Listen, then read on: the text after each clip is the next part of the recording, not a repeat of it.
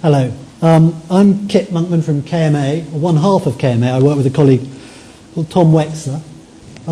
And we work really as artists using digital technology, a lot in the theatre, which is partly how I came across Marcus.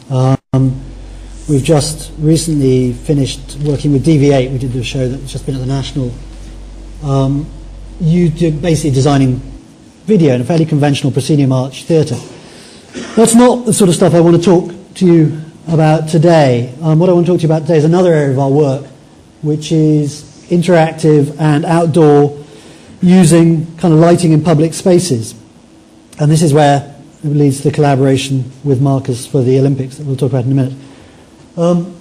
So the kind of work that we do outdoors fits broadly into the kind of spectrum of kind of urban lighting.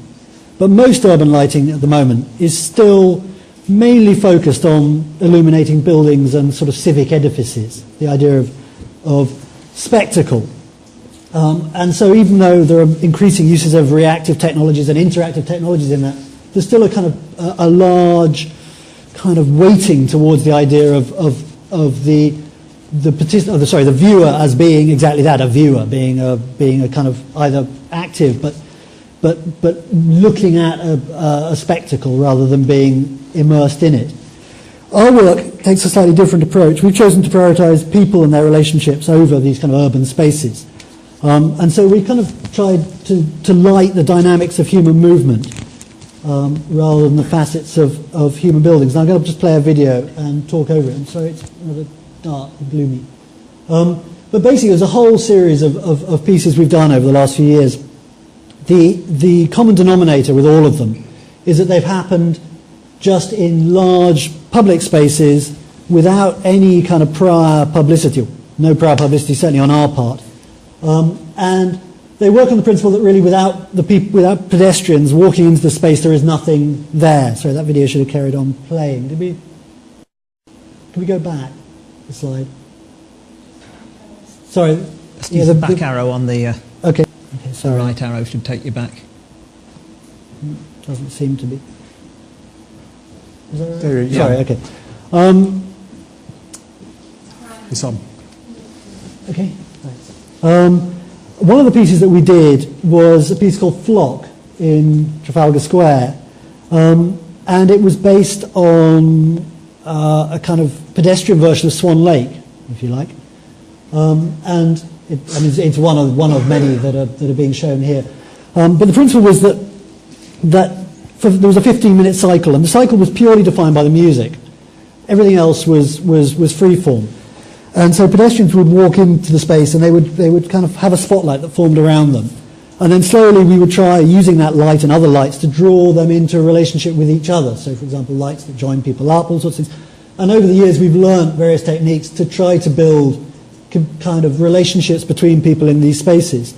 And the interesting thing that we found is that there is a kind of huge interest, I think, in kind of people communicating with their bodies, which is something we don't often do.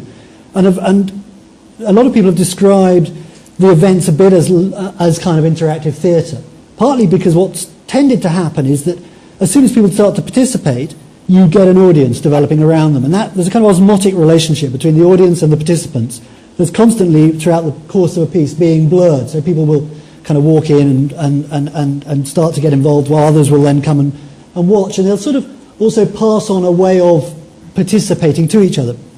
And most interestingly of all, certainly in the Swan Lake piece, which had a kind of a predefined start and end point, is that the people would applaud at the end of every 15-minute cycle, which is quite extraordinary when you think that actually there's nobody, they're just applauding themselves. There's a kind of, but the applause kind of grew and grew throughout the night.